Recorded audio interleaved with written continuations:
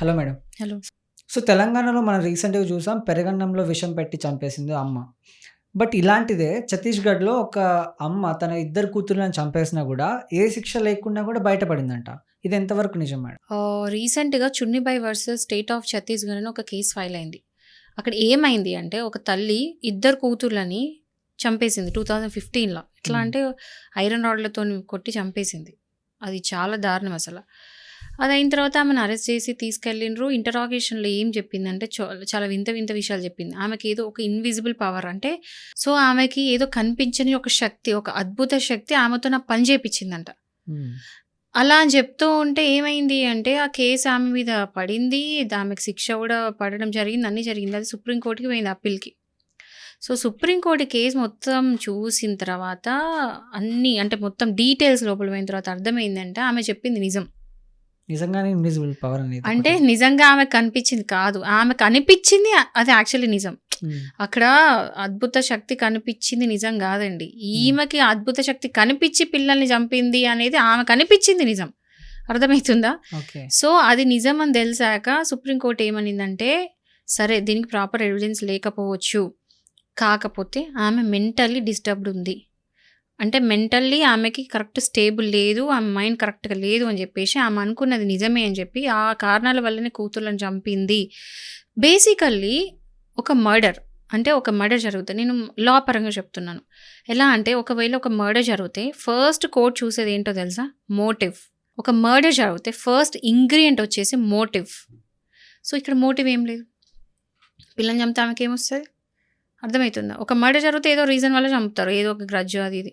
కోపం, రివెంజ్, పైసలు ఏదేదో వస్తాయి. హ్మ్. ఖచ్చితంగా కారణం ఉంటది.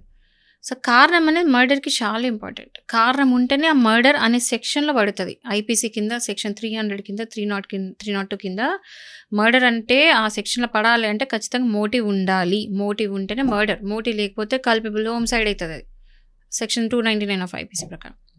సో, ఇక్కడ మోటివ్ లేదు.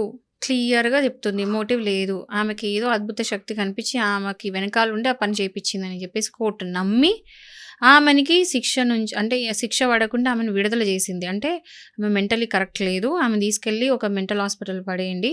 ఆమె మెంటల్లీ అనాలిసిస్ చేసేసి వదిలేసేయండి అని చెప్పేసి కోర్ట్ చెప్పింది. బట్ తెలంగాణలో ఏదైతే ఇన్సిడెంట్ మొన్న అయిందో పెరుగన్నంలో అదంతా ఆ ఇన్సిడెంట్‌లో మాత్రం సేమ్ కేస్ కాదు. అది ఇది డిఫరెంట్‌గా చూడండి. ఎందుకంటే ఈమె ఒక మోటివ్‌తోని పెట్టుకుంది. ఈమెకు ఒక రీజన్ ఉంది. ముగ్గురు పిల్లల్ని చంపడానికి she have a reason. Proper రీజన్‌తోనే కావాలని చంపింది. బట్ ఇక్కడ ఏందంటే ఆమె మెంటల్లీ డిస్టర్బ్ ఉంది. ఆ విధంగా ఆమె చంపింది కాబట్టి 2 కేసులను కలపొద్దు. 2 డిఫరెంట్ కేసెస్. మనం గతంలో మదనపల్లిలో గూడా చూసాం. వాళ్ళ పేరెంట్స్ ఇద్దరు కలిసి పిల్లల్ని చంపేసి మార్నింగ్ లోపు శివుడొచ్చి ప్రాణం పోస్తాడు. ఏదో సంథింగ్ జెప్పి మొత్తం ఆ శక్తి ఉంది. నాకు ఆ కరెక్ట్. అద్భుత శక్తులున్నాయని జెప్పేసి కూడా ఇట్లాంటి ఇన్సిడెంట్ చూసాం. హ్మ్. మరి అంటే ఈ కేస్‌కి, ఆ కేస్‌కి 2 సిమిలర్. సేమ్ అంటారా? 2 సేమ్. ఎందుకంటే వీళ్ళకేందంటే మెంటల్లీ కరెక్ట్ లేరు. వాళ్ళు కరెక్ట్ ప్రాపర్‌గా ఆలోచించే మైండ్ సెట్స్ కావు. మైండ్ స్టేటస్ లేవు వాళ్ళకి. సో, ఇక్కడ ఏందంటే ఏదో అద్భుత శక్తులు అవి ఇవి అని చెప్పేసి నార్మల్ పర్సన్ కంటే కూడా భిన్నంగా డిఫరెంట్‌గా వేరే విధంగా ఆలోచించేసి పిల్లల్ని చంపుకున్నారు. సో, మెంటల్లీ కరెక్ట్ లేరు. మెంటల్లీ స్టేబుల్ లేరు. మెంటల్ స్టేటస్ ప్రాపర్ లేదు.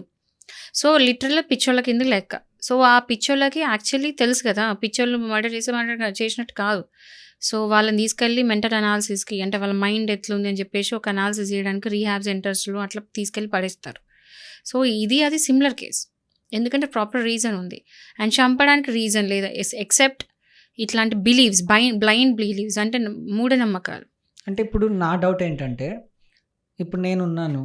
నాకేదో అద్భుత శక్తి ఉందని జెప్పేసి వేరే వాళ్ళని చంపేస్తే, హ్మ్.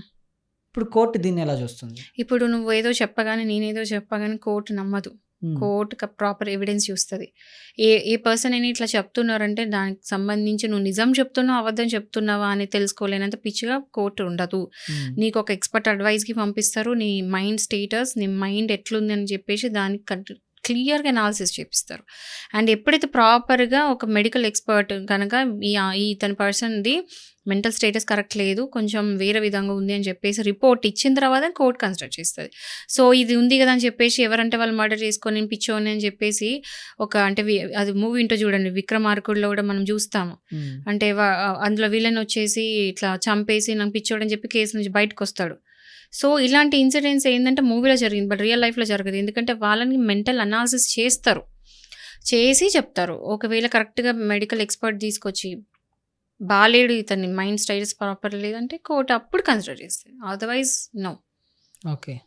అంటే మనం ఇప్పుడు రోజా గారి షోలో చూసినప్పుడు నేను దేవకని, నాకు ఇట్లా దేవుడు వచ్చి కనిపిస్తాడు, కళ్ళల్లో చక్రాలు చూసాను, లైక్ దాన్ని ఆ టైప్ మెంటలీ ఉంది. రిటార్డెడ్ పీపుల్ వీళ్ళంతా ఏంటంటే మైండ్ స్టేటస్ అక్క లేని వాళ్ళు, వీళ్ళంతా సరిగ్గా లేని వాళ్ళు, వీళ్ళంతా అంటే వాళ్ళు అదో లోకం ఇంకా.